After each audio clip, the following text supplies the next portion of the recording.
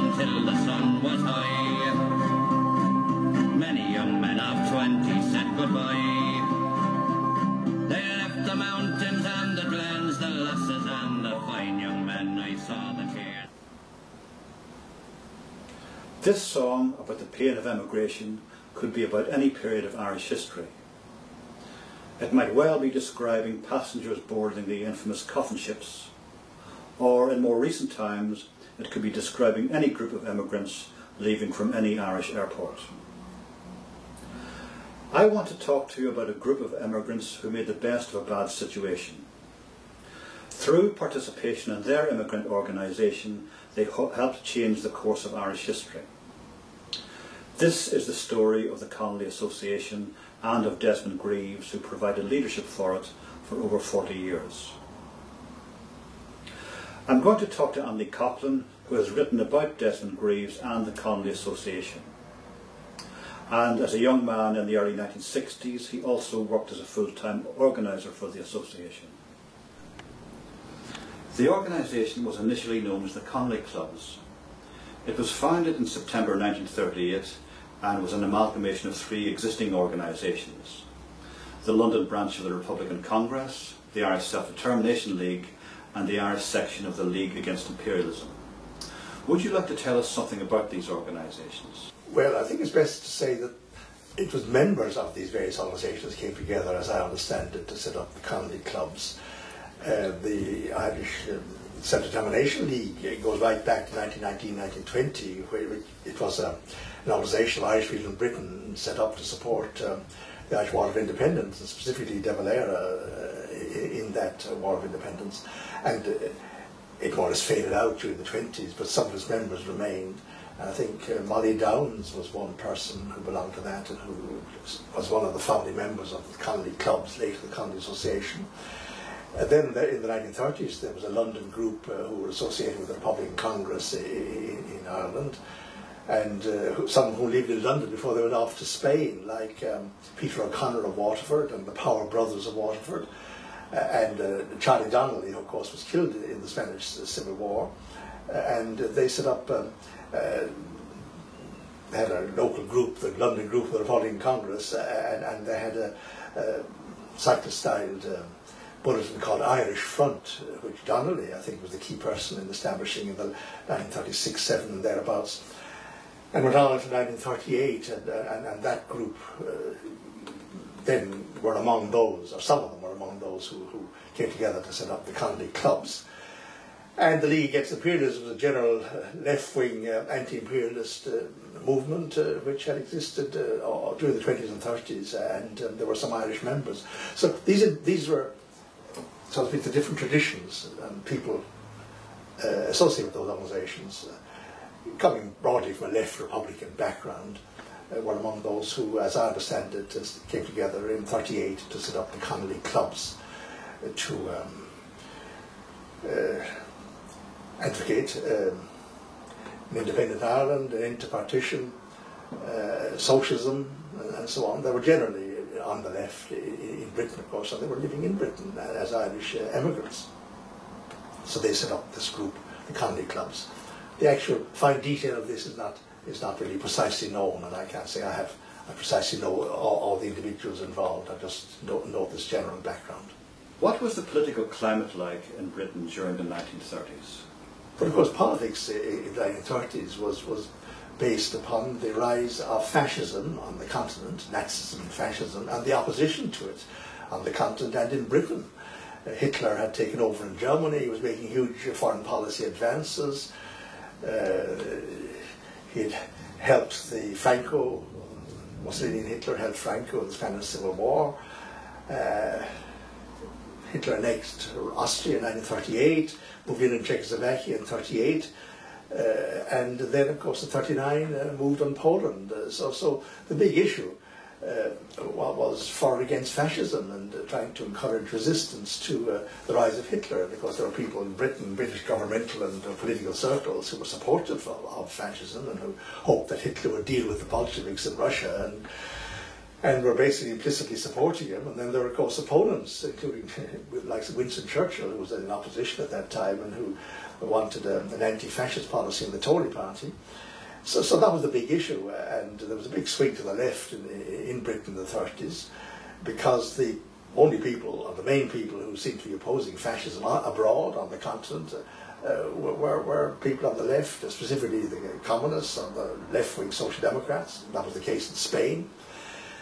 And so a large number of the intelligentsia in Britain, young intellectuals in the universities and so on, tended to swing to the left, and large numbers of them, extraordinary numbers by modern standards, joined the Communist Party in the 1930s.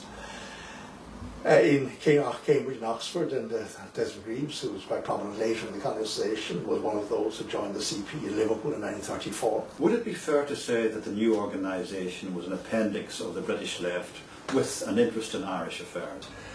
I think there was a large element of truth in that. Those who set it up, they were all Irish people, or virtually all Irish people, as far as I know. They were Irish people in Britain, but they were generally either in the left Labour Party, the left wing of the Labour Party, or in the CP. And as I said, the big issue was seen as the struggle against fascism and support for the anti-fascist side of the Spanish Civil War. And of course, quite a number of Irish people had taken part in the International Brigade, and some of those who were in the Republican Congress, of course, had done that. And there was this general trend towards the left and left republicanism. And but it wasn't hard. It wasn't easy to see what policy could be advocated in Britain at the time that would be terribly helpful to Ireland and terribly relevant to Ireland until of course the war itself broke out and the Irish state declared its neutrality. And then that became another issue. Who were its founding members and what were its policies? Well, as far as I know, the late Michael McInerney was a key person in setting up the association. He was an Irishman in Britain. He later became a well-known journalist. He was in the CP.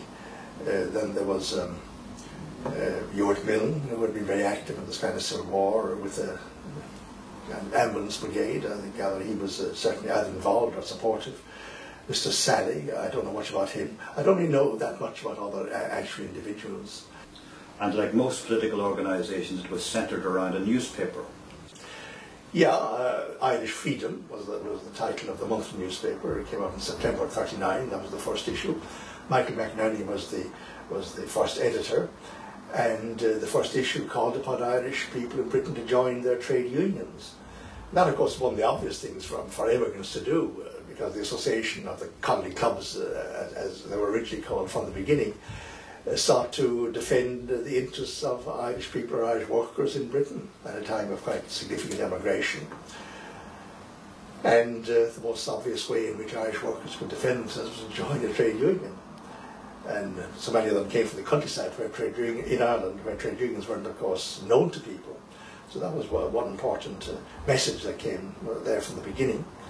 And another thing that figured in the early years was, of course, the reaction to the bombing campaign in Britain, which the then IRA launched in '39. Remember when the war broke out between Britain and Germany, and the IRA declared war on Britain, and there was a number of bombing incidents in Coventry and elsewhere, which were terribly unfortunate. There were some people executed by the British government, and a whole lot of people on the Irish side, of Irish background, or who were involved in these, were imprisoned during the war, and the Connolly clubs tried to help them as best they could during the war years.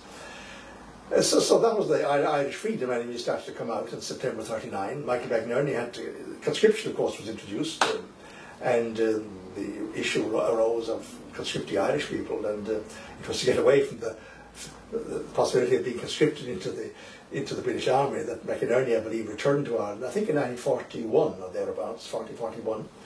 And he later ended up as political correspondent of the Irish Times and strong supporter of the Irish Labour Party. What kind of activity did the Connolly clubs get involved in?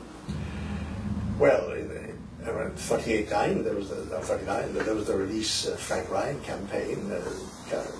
Ryan was a prisoner, of course, in Spain at the end after the Civil War, and he was the leading light in the Republican Congress, and his erstwhile comrades, some of whom were in Britain, launched that campaign and urged the Irish government and the Irish High Commissioner in London to intervene on behalf of Frank Ryan, which De Valera actually did, and that helped to get Ryan transferred from fascist Spain to Germany, where he spent the war years and then died in 1944, I think. Within a few years, the Connolly clubs had a couple of lucky breaks. The outbreak of the Second World War created new political opportunities. They also recruited Desmond Greaves as a member, and within 10 years he became the driving force behind the organisation. What was Desmond Greaves' background? Well, Desmond Greaves grew up in Liverpool, Birkenhead, of Irish background and Welsh background, and he had Irish and Welsh connections. He actually grew up in England, but he very much identified from early years with the Irish cause and the cause of Welsh independence too. He joined the CP in Britain in 1934 when he was a student at Liverpool University and was part of the general left-wing trend among the British intelligentsia at that time. He was always particularly interested in imperial questions of national independence rather than issues of socialism, as he once put it to me. And but of course, the anti-fascist struggle was hugely important, and he supported that, and he was active in the student movement as a student, and then of course he supported. He thought the De Valera government should be supported in its neutrality policy when the war broke out. He joined the Connolly clubs, so far as I can work out, sometime around 1940 or 41. Who influenced him most politically as a young man? Well, in CP and left-wing circles, of course, the late RP Palm Dutt, Willie Gallagher, who from Scotland, who was, of course, a Communist MP in 1945, and Jimmy Shields. They were left-wingers and CP members in Britain who were strongly anti-imperialists. Remember, Britain had a huge empire at that time. They had colonies all over the place. Much of the world the map of the world was coloured pink. Much of Africa consisted of African colonies, and of course Ireland, Northern Ireland was part of Britain, of the United Kingdom itself. So the anti-colonial movement was beginning, the rise of national independence movements in the colonies, and they had support in Britain was very important for that movement. And you had the likes of left Labour MPs, Fenner Brockway, for example. And the movement for colonial freedom was set up in Britain to advocate support and freedom for the British colonies. And the CP was, of course, the British CP was strongly supportive of that movement, and Greaves both as a CP member and as somebody who was very committed to an interest in the Irish cause, thought that freedom should be given to Ireland too, and that Britain should withdraw from Ireland. And that was more or less his lifelong view, so as far as I can ascertain. The war years were a particularly fruitful period for the Connolly clubs. It expanded into a national organisation, and sales of Irish freedom increased dramatically. Yes, you must remember there were, for wartime reasons and reason for national economy, the importation of newspapers from Ireland was virtually non-existent. And therefore the Irish newspapers not being available gave an opportunity for Irish freedom to have a wider circulation in Britain, because it was slimmed down in size because there was wartime restrictions on print and all that. At the same time, there was a huge proliferation of left-wing and progressive bookshops throughout Britain during the war years, because the general swing of opinion during the war years was very much to the left, which showed itself, of course, in 1945 with the huge majority which the Labour government got for the first time. And so this, at the same time, there were many building projects associated with the war, the building of aerodromes for the attack on France, the extension of all sorts of sites in connection with wartime activity, and many Irish people were involved in these, and there was significant emigration from Ireland to Britain during the war.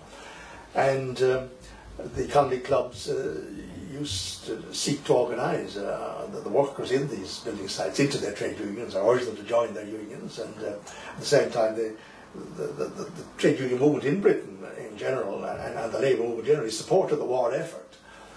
So Frank Campbell, who was for a period the editor of the Irish Democrat in the late 40s, was very active in the building sites in East Anglia, which was the area that was particularly associated with impending attack on France, which in 1944. And Greaves was very much involved in the Exiles Advisory Bureau, giving advice to people who approached the Connolly clubs for advice on everything from rationing to conscription to getting in touch with Ireland or problems of their relatives. A whole host of social work type problems which in fact were given to the association to deal with.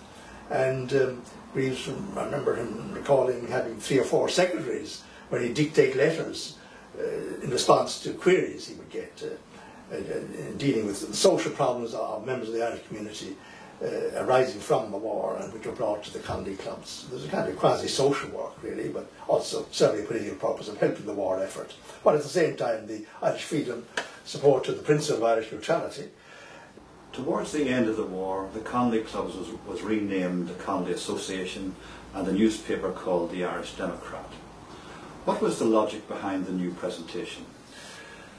I think, as far as I can make out, that there was a general feeling that fascism having been defeated, the democracies, Britain, America, France, and of course Russia, having won the war, that there was going to be a general swing towards democracy everywhere, and that anti-colonialism was going to triumph and so on. And I think that was partly the thinking behind the change of name. It was the late Bob Doyle, who had been an international brigadier in his time in Spain, who proposed, I think at the 45 annual conference of the Connolly Association, that they change the name of the paper from Irish Freedom to Irish Democrat. And there was a feeling that democracy was in some sense more important than freedom.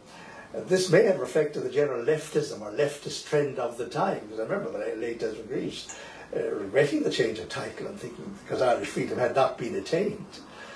And he thought the earlier title of the paper was quite appropriate, but the change having been made,